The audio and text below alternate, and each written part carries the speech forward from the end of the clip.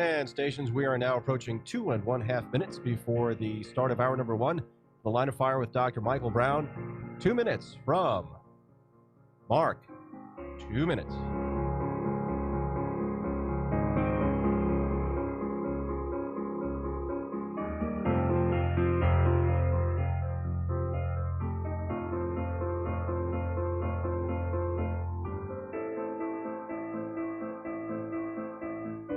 And stations coming up on 90 seconds until the launch of hour number one of The Line of Fire with Dr. Michael Brown, Salem Radio Networks channel SR2. 90 seconds from Mark. 90 seconds.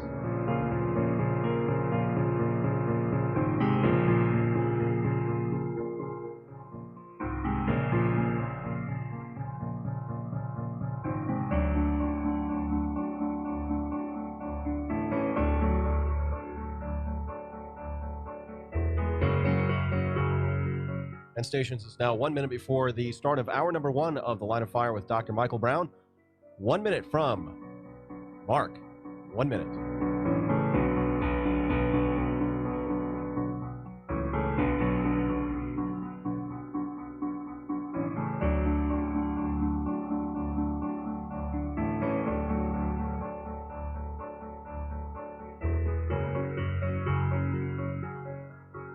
And stations, now the final time check before the start of hour number one of The Line of Fire with Dr. Michael Brown.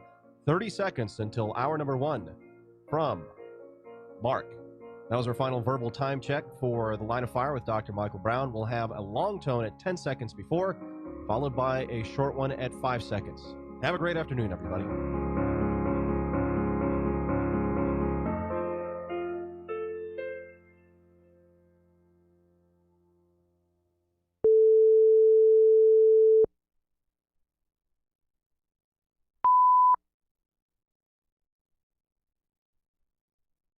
Well, if God is finished with Israel and there are no national promises for the Jewish people, why is Jesus coming back to Jerusalem?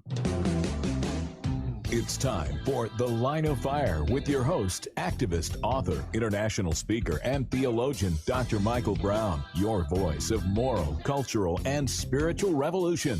Michael Brown is the director of the Coalition of Conscience and president of Fire School of Ministry. Get into The Line of Fire now by calling 866-34-TRUTH. That's 866-34-TRUTH. Here again is Dr. Michael Brown.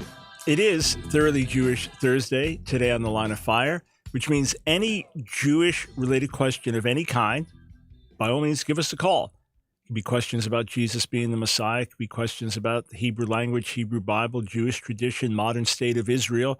If it's Jewish-related in any way, give us a call, 866-348-7884. Yet another round of elections about to take place in Israel. It's always chaotic, election after election, without things being settled, the nation divided in unusual ways. How to pray? Pray for God's will. God, have your way in the elections. All these different parties running, and you think we got two main parties in America. You may have two main parties in Israel, but they're two of like 12 or 15 or 20, however many are running, and then each one needs the other to form coalitions.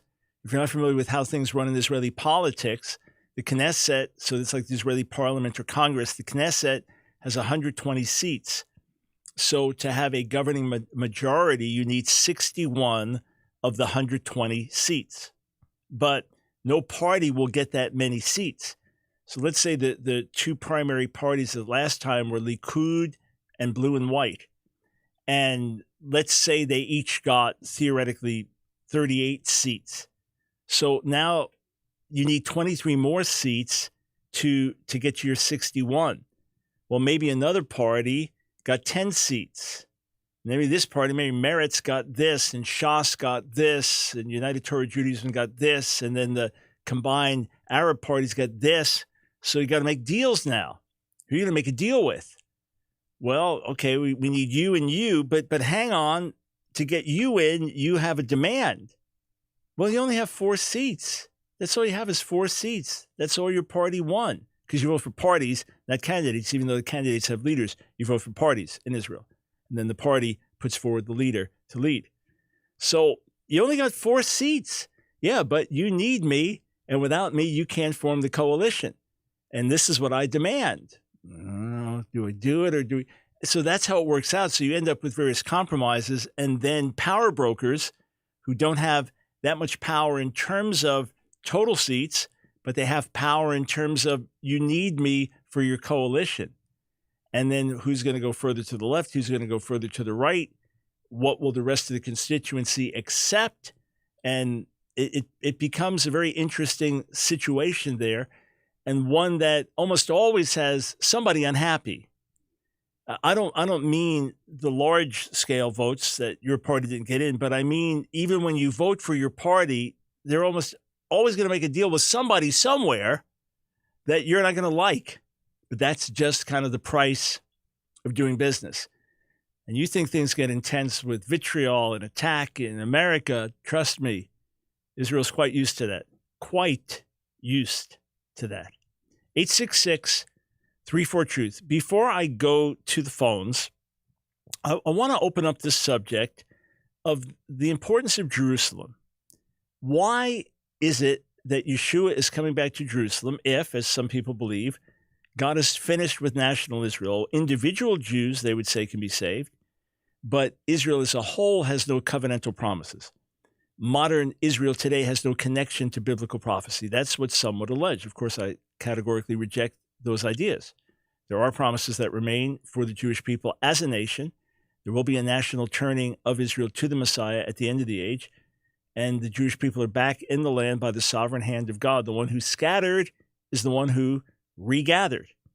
So those who don't agree and say, no, modern Israel today, it just happened, it has statehood and UN and Western imperialism and, getting involved in the Middle East and all, and that's what it is. It has nothing to do with prophecy. Okay, I can easily rebut that scripturally, but let's say someone holds to that.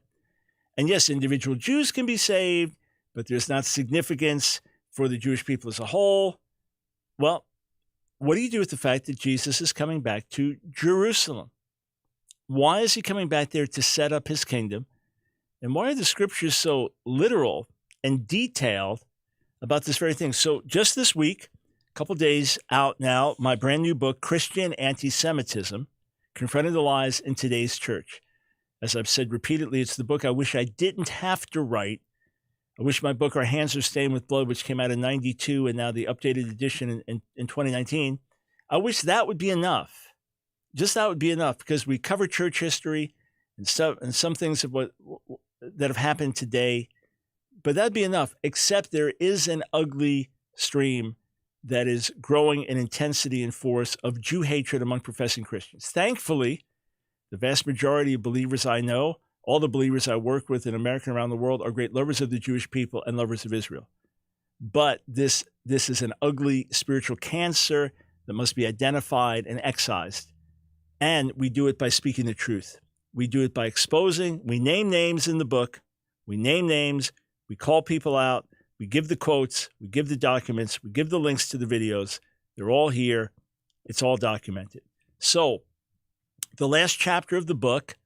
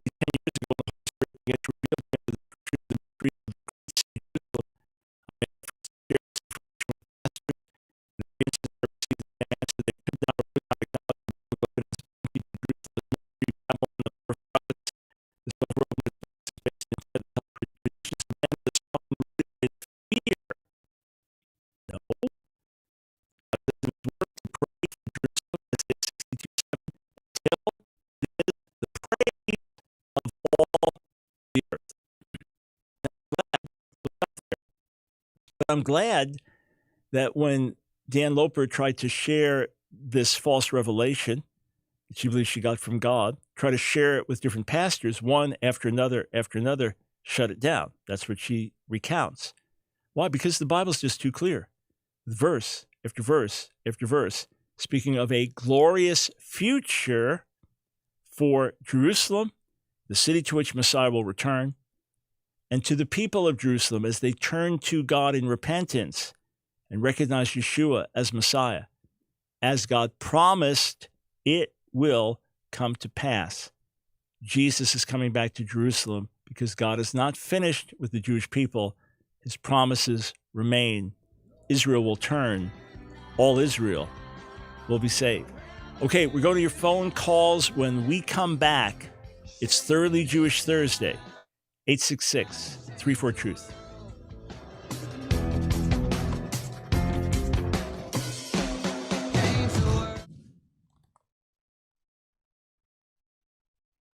One of my friends pastors a church that I believe is the most giving church in America in terms of the amount of funds that they donate to missions and other causes, maybe the most giving church in the entire world. But he said to me years ago, we do not preach prosperity, we preach generosity.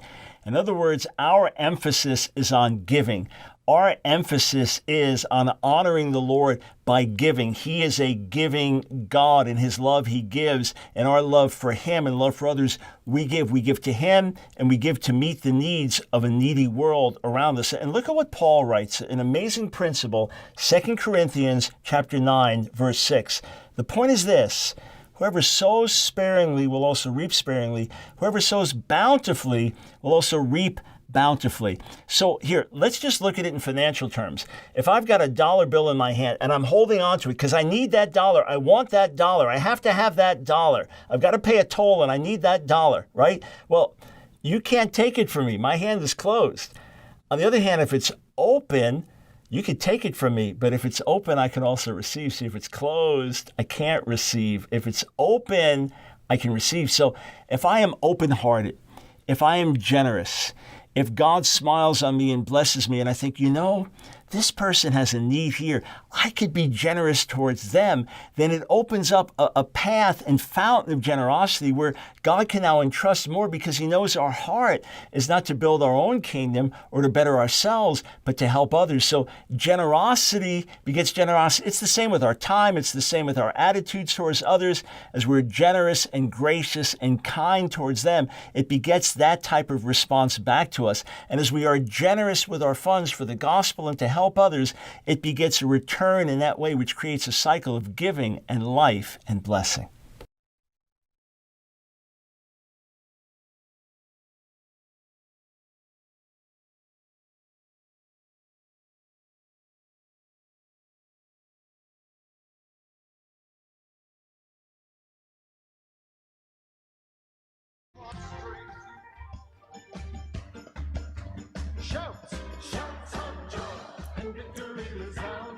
Yeah, just did a panel discussion yesterday, including my dear friend Paul Wilbur singing there, full of zeal and passion for the Lord. 866-34-TRUTH. This is Michael Brown, the Line of Fire, Thoroughly Jewish Thursday. Let us start with Mary in West Des Moines, Iowa. Thanks for calling the Line of Fire. Hello, Mary. Hi, can you hear me? Yeah, if you speak, I can hear you. Can you hear me? Yeah, go ahead. Just speak and we're good. Can you hear me? I tell you what, Mary doesn't seem to know that we can hear her. So Rachel will check things out with her in a moment. Let's go over to Nathan in Houston, Texas. Welcome to the Line of Fire. Hello, Dr. Brown. So I have a question regarding Isaiah. And just to preface this a little bit, I've been doing a deep study into this book for 2 months every early in the morning. And I'm not even halfway done through the book because of how deep it is. But my question regards, I want to get your insight into Isaiah 19, especially starting from verse 16. In other words, the second half of the chapter. Mm-hmm. How you see this having some kind of, like, how would you see this fulfilled, whether partially or still yet future? And do you see overlapping connections between this section and the last section in Daniel 11:40, starting from there, where it seems like Egypt plays a role there as well? So that may be too broad of a question, but yeah. I do want to get your insight. I'm working on my commentary on the book of Isaiah, but just in the early chapters, and of course it is a rich and beautiful and extraordinary book. And the events of Isaiah 19 are quite extraordinary. It's the only time in Isaiah where the word Ami, my people, does not refer to Israel, Judah. It refers to Egypt. And the culmination, let's just get to the end of the chapter. Verse 23, on that day there'll be a highway from Egypt to Assyria. Assyria will go to Egypt, Egypt to Assyria, and Egypt will worship with Assyria. On that day, Israel will form a triple alliance with Egypt and Assyria, a blessing within the land. The Lord of hosts will bless them, saying, Egypt, my people, Assyria, my handiwork, and Israel, my inheritance, are blessed. So this extraordinary picture where these lands, which today are Muslim lands, and in biblical days were polytheistic lands, will turn on a national level, and together with Israel, will all worship the Lord. But prior to that is the smiting. Prior to that is the judgment. So Right. as we get to the end of this age, and then the Messiah's return and the setting up of his kingdom on the earth, we don't know exactly how these things will unfold. It does mention God smiting and then healing with Egypt, which is a divine pattern. So there's definitely going to be judgment poured out. We know that Zechariah 14 tells us that all the nations of the earth will be gathered to attack Jerusalem, and God will fight for Jerusalem. And then the survivors of the nations that attack will come to worship the Lord of hosts at that time.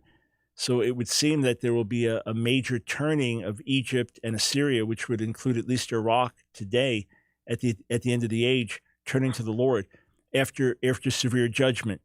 So exactly how it'll unfold, I mean, we don't know. You know what I'm saying? It's future, Right. but I see all of it certainly as future. None of it has come to pass yet in terms of what's prophesied here. And even the way where everyone worships together, it seems clear that when Messiah returns and sets up his kingdom, that there'll be these supernatural highways, that it won't just be metaphorical, but it seems there'll actually be these ways for people to just come and worship, and for Jewish exiles that are still scattered to be brought in together. I have not, in my studies, looked carefully to do the comparison with Daniel 11. I've never, in cursory readings and just looking at it in its own context, made those connections. You do have, beginning in verse 40, as you mentioned, the king of the south and battle. Not even the land of Egypt will escape. So it could be speaking of that final judgment as well, singing out Egypt. What it doesn't mention is the salvific part. It emphasizes more the judgment, whereas Isaiah is emphasizing the salvific part as well. But you could make a case for them being parallel for sure. Yeah, so if I may add. Yeah. Because when it talks about like Egypt being stricken in Isaiah 19, it almost sounds like it could be divine judgment, but I was thinking, could this also be like they're suffering under some sort of tribulation, which maybe the Antichrist in Daniel 11 plays a role in that, and that kind of pushes them, similar to how it will with Israel, to seek the Lord, and Yeah, I mean, it's clear that God is doing the judging, right? I mean, it says it quite explicitly in the 19th chapter. So there'll be the altar to the Lord. And here, verse 22, the Lord will strike Egypt, striking and healing. Then they will return to the Lord. He will hear their prayers and heal them. But that can happen, of course, through an oppressive ruler.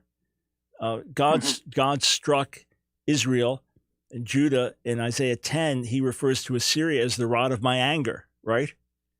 Right. So he used a nation like Nebuchadnezzar that brought judgment on Judah and Jerusalem was called my servant Nebuchadnezzar. But, we have similar language, though, if you go to, for example, Isaiah 30. So I know you're not there yet. I am. I just read 31 this morning. Okay, got it. So verse 26, the moonlight will be as bright as the sunlight. The sunlight will be 7 times brighter like the light of 7 days on the day the Lord bandages his people's injuries and heals the wounds he inflicted. So there's divine judgment, and then the healing and something more beautiful comes out of that. So yeah, it could be direct outpouring of wrath, as depicted, say, in the book of Revelation. It could be wrath expressed through an oppressive ruler, and that's part of divine judgment, giving people over to what they desire. So there are all different ways that it could come to pass. It's not just amazing that it's going to happen, but it's amazing it's in the Hebrew Bible.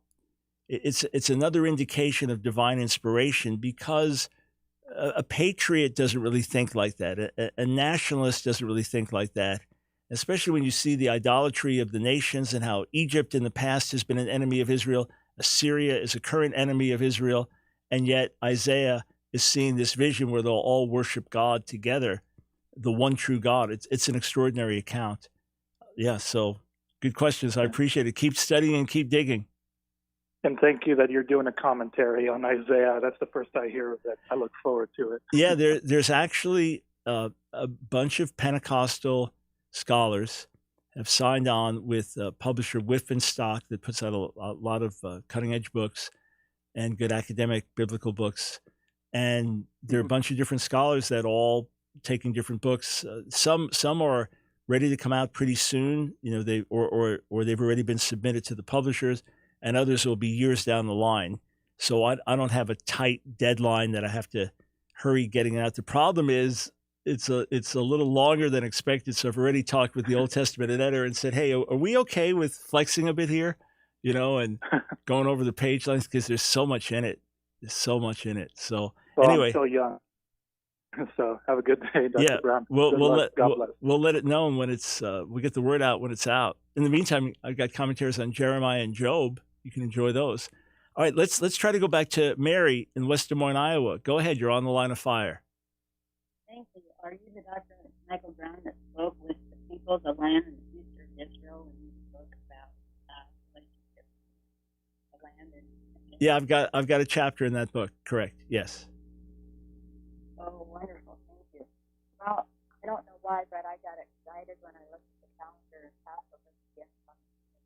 All right, Mary, I apologize, but I can barely hear you. I don't know what happened, but I see a note here. We should be praying for our Jewish brothers and sisters. So, I'm not sure what's up with your connection, but we're unable to. It's almost like a whisper. But listen, the prayers of the church are key for God's blessing on the lost sheep of the house of Israel and for the salvation of the lost sheep of the house of Israel. Use me as an example.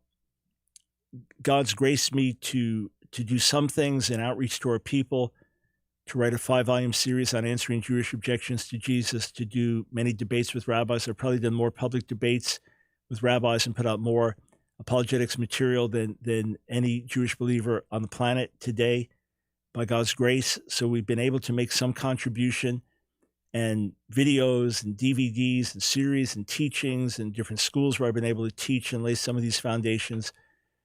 So by God's grace, we've done some good in that respect, all to his glory and all to his credit.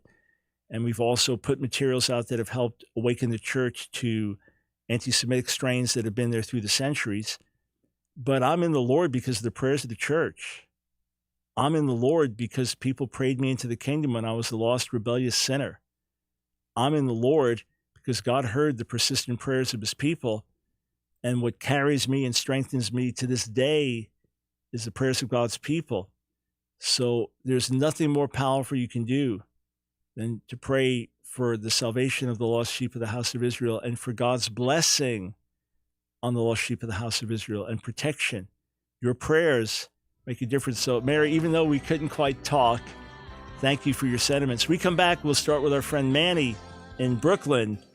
866-34-TRUTH. Phone lines open for your Jewish-related questions.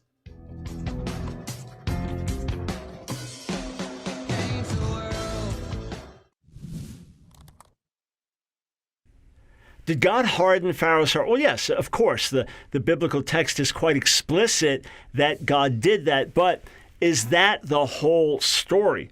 Did Pharaoh also harden his heart? Did God confirm Pharaoh in his hardness before further hardening and stiffening his heart? What does the Hebrew say? What's the chronology? Well, let's take a look in Exodus chapter 4, verse 21. God speaking to Moses, and there we read, the Lord said to Moses, when you go back to Egypt, see that you do before Pharaoh all the miracles that I've put in your power, but I will harden his heart so that he will not let the people go. You say, well, there it tells us flat out, God will harden his heart so he won't let the people go. Okay, if we go back to the 3rd chapter, I'm looking at verse 19, look it up. You see that God tells Moses, this is the 3rd chapter, so before what we just read, God tells him, I'm sure that the king of Egypt, I'm sure that Pharaoh will not let you go. Then start reading through the account, and you'll see 1 time, 2 times, 3 times, 4 times.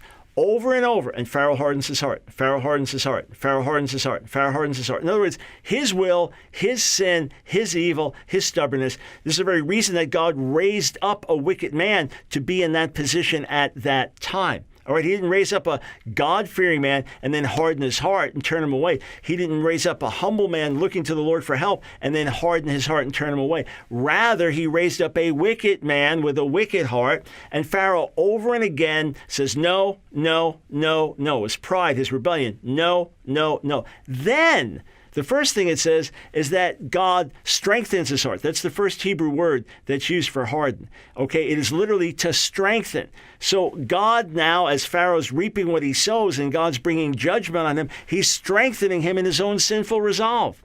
And then the next one is making his heart heavy in that sense. And then the last one, he's making it harsh or hard. In other words, there is a progression. As Pharaoh sins, as Pharaoh hardens his heart, as Pharaoh says no to God, God says, all right, I'm going to confirm you in your sin. You are sinning, you're rebelling. I'm going to confirm you in your sin and rebellion. I'm going to make your heart even harder. I'm going to make it now so this is your resolve to sin. I am backing your resolve to sin. And so, again, it's not God taking someone and saying, God, help me. God, I need help. I have mercy. I want to do the right thing, but I need help. And God says, I'm going to harden you. Rather, God is, yes, he does harden. He does stiffen. He does do this to Pharaoh's heart. But number one, Pharaoh does it first. God says first that Pharaoh will do it. And number two, it is progressive, a strengthening of Hebrew in terms of what happens. This is the result of sin, and God did what was right.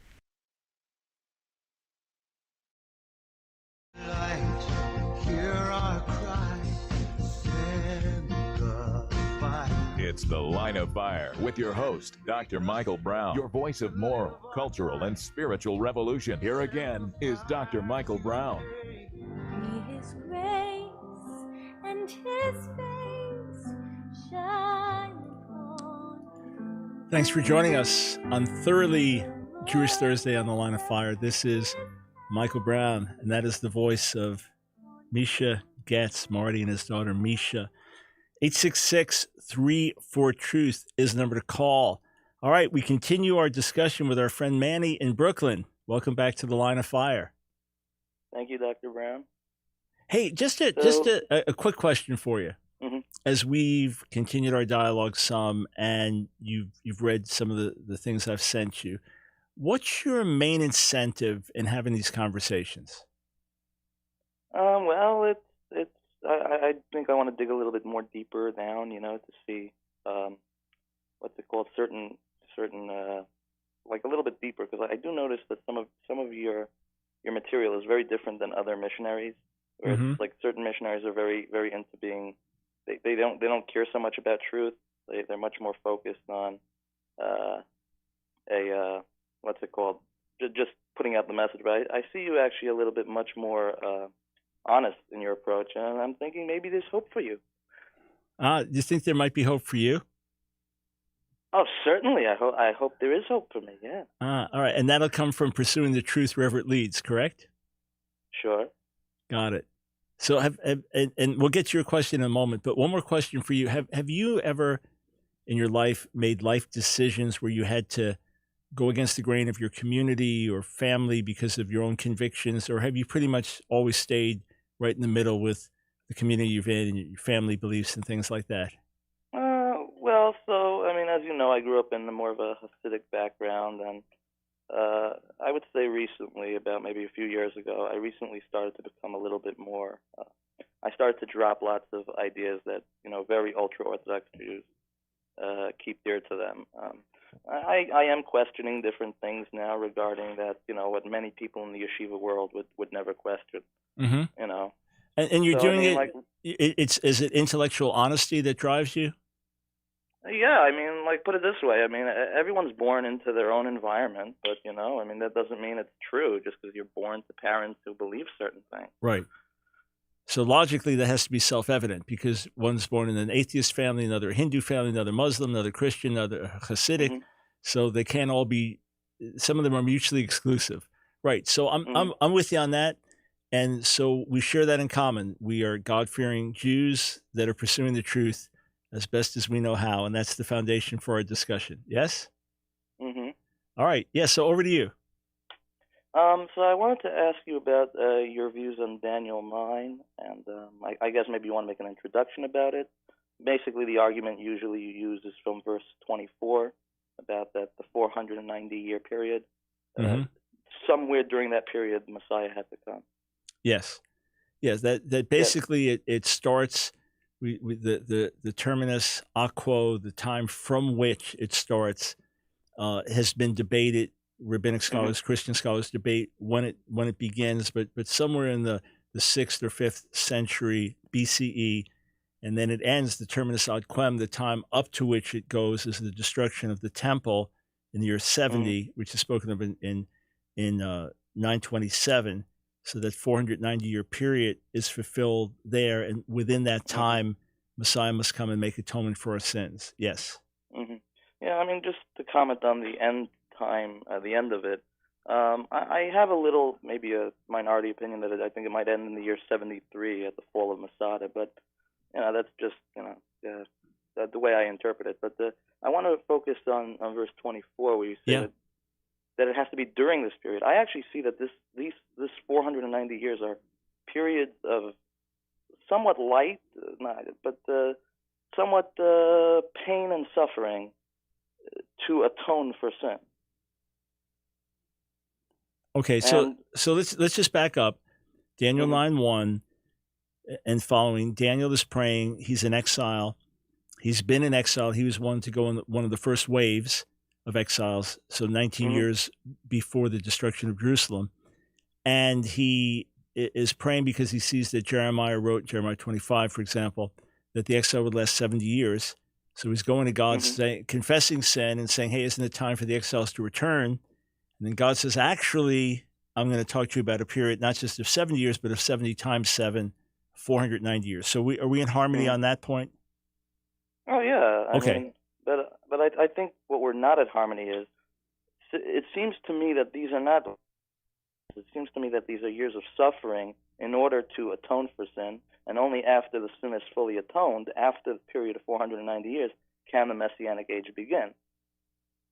Okay, but there's the terminus ad quem of 70, or with you 73.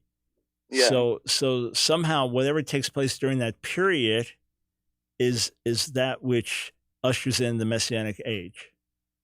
Yeah, it does. It's supposed to usher in the Messianic age, but it's not going to usher in the Messianic age by having the Messiah come during that time. It's going to be by having these laid out sufferings, which talk about, as that the city will be rebuilt in troubled times, that the anointed one will be cut off, and then it talks about the destruction of the temple. Those are years of suffering that are inflicted upon Israel to cleanse it of its sin. And only once it's done, and clean of its sin, only then the Messianic age could start. All right, so let's say I agree with you, which I don't, but let's say I agree with you. Right. Well, that was 2,000 years ago. And we've had all types of suffering, exile, right up to the Holocaust, and we've continued to sin all this time. So what's the use of, it's almost like the whole table is set and now the whole table is empty and everybody's scattered from the dinner table again. What was the point of setting the table? What did that actually accomplish then? No, once we set the table, we accomplished setting the table. Now we just have to get people to come to it. But why have we kept suffering through the ages? Well, we kept suffering because we are self-inflicting wounds on ourselves, and we are keeping on creating new sins. But this was a time where we were supposed to finish the sins of, in my view, the sins of the first temple period, the sins of the intermediate part, where what's it called, we sinned during the exile, and that's why we had it had to be multiplied by 7 times, and also the sin, in my view, of the eras of the gaps that many scholars say are between the 490 years. Those are the sins for the second temple period. So now we don't have to atone for any old sins. We just have to atone for our current sins, and we just have to, get our act together. Okay, but basically then, what you're saying is we had a massive debt, we paid off the debt, now we've fallen back into massive debt again. What did it actually accomplish? It didn't stop the Holocaust. It didn't stop the Khmelnytsky massacres. It didn't stop all the suffering through the ages and all the terrorist attacks that have been endured. And all we've done is accumulated a new set of sins, and maybe even worse than the old set of sins. So what actually happened? So, as I said, these 490 years is to atone for a specific sin. If you look in verse 24, the Hebrew there that I have in front of me says "L'chale hapesha," to end the sin with a hey hayidua, with a definite article. The idea is that it's a specific type of sin, in my view. Well, why can't hapesha also mean, as it would, that the definite article is transgression broadly? As for example, let me just read it from the New Jewish Publication Society version on the Sfaria website. So a Jewish website, Jewish translation. 70 weeks have been decreed for your people in your holy city until the measure of transgression is filled. So there'd be have to be a certain amount of disobedience that takes place, and that of sin complete, until iniquity is expiated and eternal righteousness ushered in and prophetic vision ratified and the Holy of Holies anointed. So these are distinct things that must take place. The level of sin, the nation sinning on a certain level, has to reach its culmination, and everlasting righteousness has to be brought in, sin atoned for, and obviously a once-for-all way, and the prophetic vision ratified. That makes perfect sense, especially when it references Mashiach being cut off and having nothing, that this is all describing what takes place at the cross. And this is what takes place within that 490-year period before the Second Temple is destroyed. And Israel reaches the culmination of sin by rejecting the Messiah, that sin is atoned for on the cross, and through faith in him, everlasting righteousness brought in, what the prophet spoke of ratified. And, the Holy of Holies one time in Chronicles and Divrei Hayamim is referring to an individual, the priest, so that could speak of the anointing on Yeshua. But it all happened through him, and it's even mentioning Mashiach, anointed one, being cut off, whereas your version, really, nothing happened. And Israel, for Israel to atone for sin, Israel would have had to be righteous, whereas it's speaking of Israel committing the culminating sin or transgression. So it seems to be the opposite of what you're saying. Well, I mean, I could hear where you're coming from in a sense, but I do think, first of all, that you have a little bit of a problem. Is if you interpret verse 26 that the Mashiach there is the Messiah, and the question is, what significance does the last week entail? The final destruction. In other words, I'm sorry. Yeah, but what's the point of the destruction? How is the destruction tied into forgiving of the sin? Because the old system is done. God brings judgment on the old system, the temple destroyed, but there's no more need for a temple. In other words, atonement has been made, everlasting righteousness has been ushered in, and with that, judgment coming, because remember, Messiah has been rejected, so there is national judgment that falls, but God in his redemptive grace has made another way. Hey, let me ask you this, because we have a break coming up, but I'd give you extra time when you call. Can you be totally candid with me? You've argued different points. We've gone back and forth with some give and take. Do you think this might be one of your weaker arguments, honestly, in your heart of hearts? No, not at all. You really don't? because then you have to two themes, two types of sins, coming in here at the whole time. Where my view is, it's a 490-year period, and what's it called?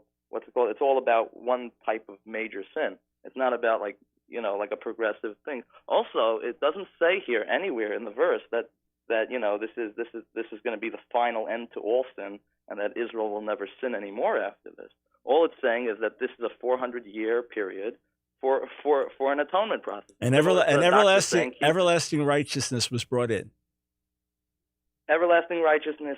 No, the 490-year period was in order to bring in an everlasting righteousness. That was the purpose of it. But it hasn't happened. It's 2,000 years later. It hasn't happened. Hey, listen, we're out of time. God willing, we'll continue the conversation.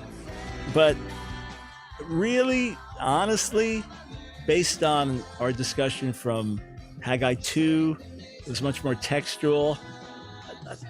I challenge you to go back and really think about this honestly, and then relook at the Messianic interpretation. All right, thanks for the call.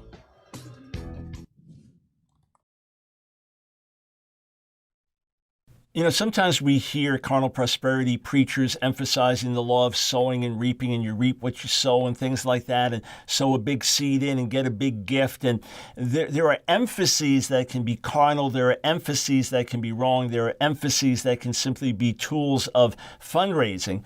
At the same time, we know that the Bible does speak about sowing and reaping.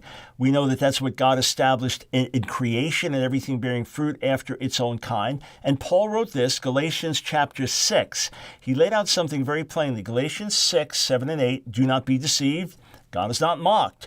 For whatever one sows, that will he also reap. For the one who sows to his own flesh will from the flesh reap corruption, but the one who sows to the Spirit will from the Spirit reap eternal life. These are spiritual principles that are fixed and real. You may not be able to see the immediate correlation every single day, but over the course of a lifetime, you will see that when you sow to the flesh, when you give yourself to the things of the flesh, when you follow the ways of the flesh, when you practice the sins of the flesh, you will ultimately reap destruction, either in this world or the world to come.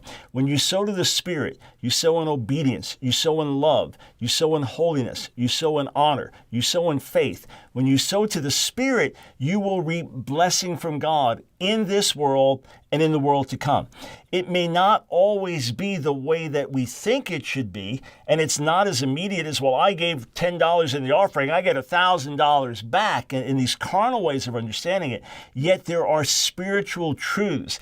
If you sow with tears, you'll reap with joy. I encourage you, sow to the Spirit, sow to biblical principles, sow with faith, sow with generosity in the whole of your life, not just money, the whole of your life, and you'll reap what you sow. You really will. Author, international speaker, and theologian, Dr. Michael Brown. Your voice of moral, cultural, and spiritual revolution. Get into the line of fire now by calling 866-34-TRUTH. Here again is Dr. Michael Brown.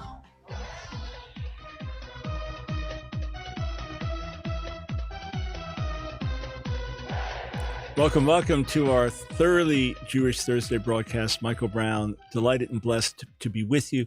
Hey, when we have over the years religious Jewish callers, I always do my best to give extra time for the conversation for two reasons. One, I'm thrilled they're taking the time to call and have a conversation, and obviously I long to see them come to know Yeshua as Messiah. And two, I want it to be educational for you, to hear a Jewish person who's a thinking person and a student of Scripture, to argue out their viewpoint or to hear their perspective. So it can be educational for you as well. So I know I do take some extra time with these calls, but it's with real purpose, and it's a great joy to do it. And if you're watching or listening, you're a Haredi, you're a Hasidic, you're a Yeshivish, whatever your background is, you're a religious Jew, and you have questions, but you don't want to call, you want your voice to be heard, that's just great. Just write to us. Write to us, AskDrBrown.org. And if you say, I'm Yiddish is better, write to us in Yiddish. We've got a colleague that will gladly respond in Yiddish. You want to write in Hebrew, want to write in Russian, We've got colleagues that'll respond to you in Hebrew or in Russian. Just contact us through the website. We don't give your email out, your name out, nothing.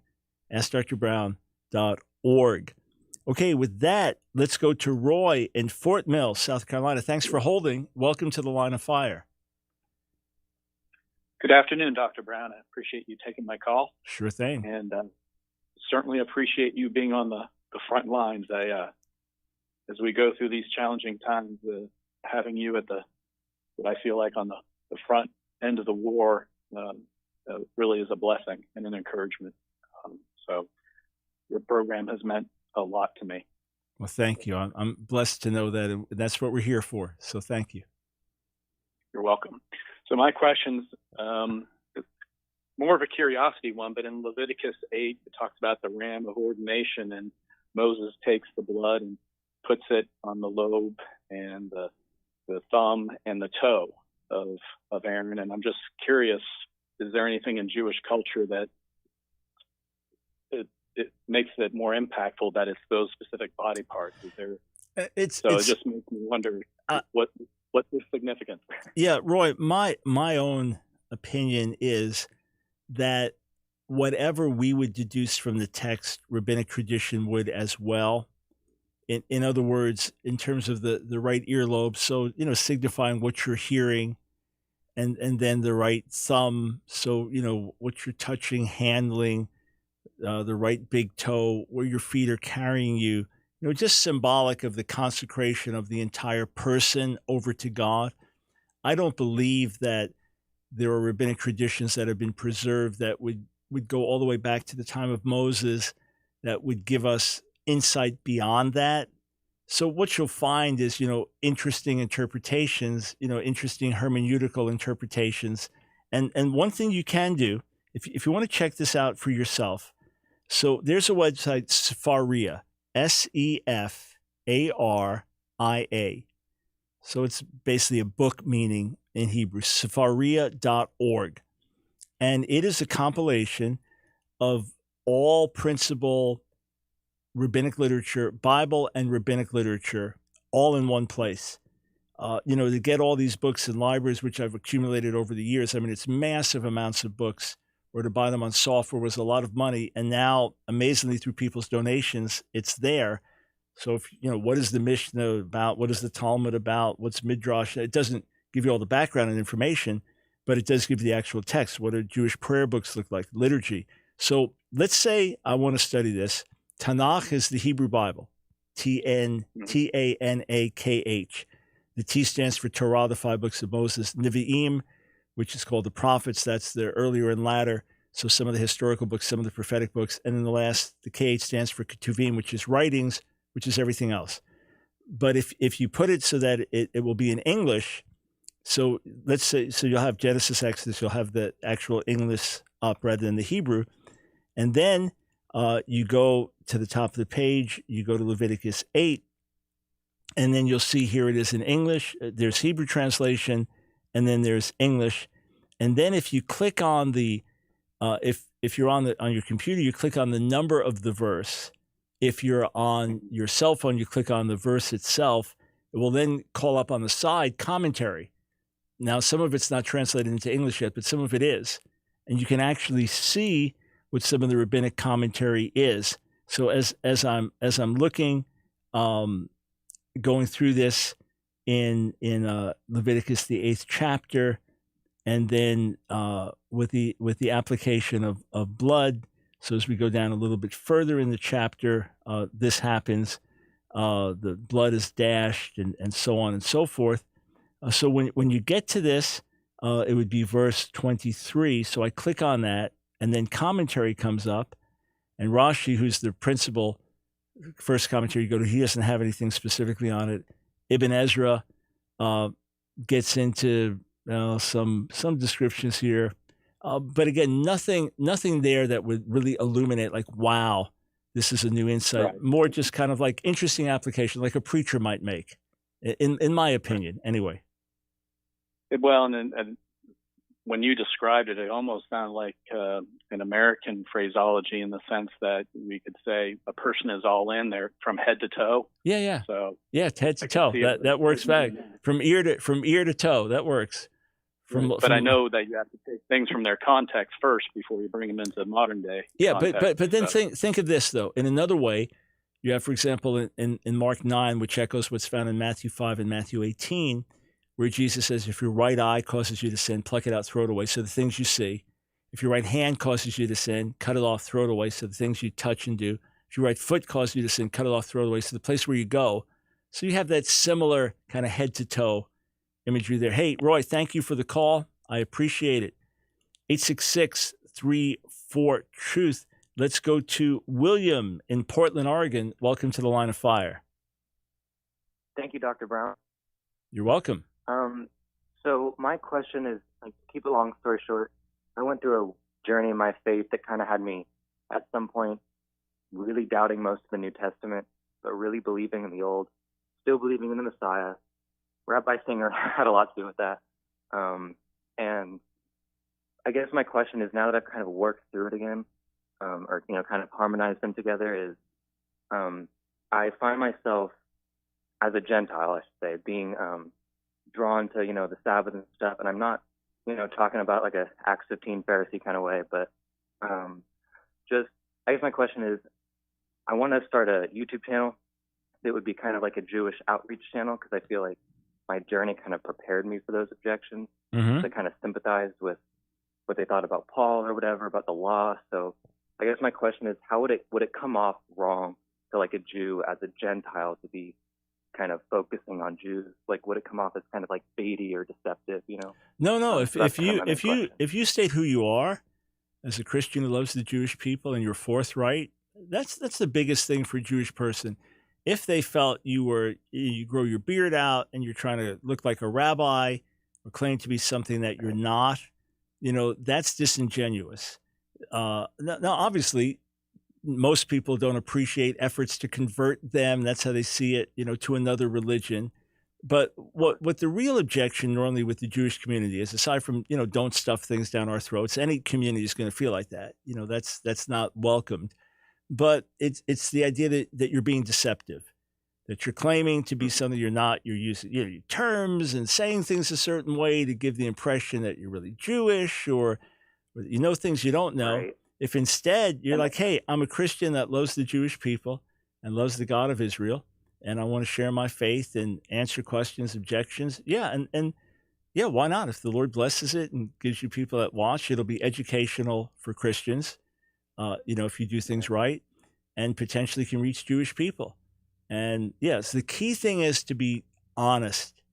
Don't do anything that is deceptive or appears deceptive. Be who you are, and Jewish people will appreciate that.